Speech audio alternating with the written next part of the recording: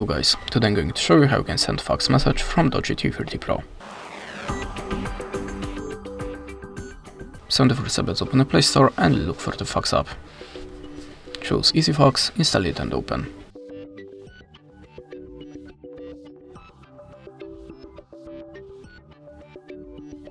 To show again the Frugates banner, restart application if you want to send your message for free. Click on the plus and choose source your document. I'm gonna pick the something from my gallery, or maybe not because I don't have anything. So let's take a quick photo.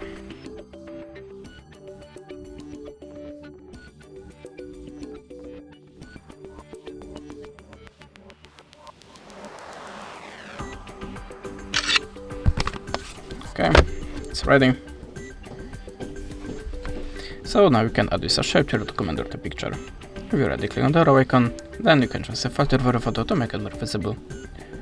Now click on the accept icon, type the number in this place and choose the contact from the list. To send a message, just click on this button. And that's it. Thanks for watching and goodbye.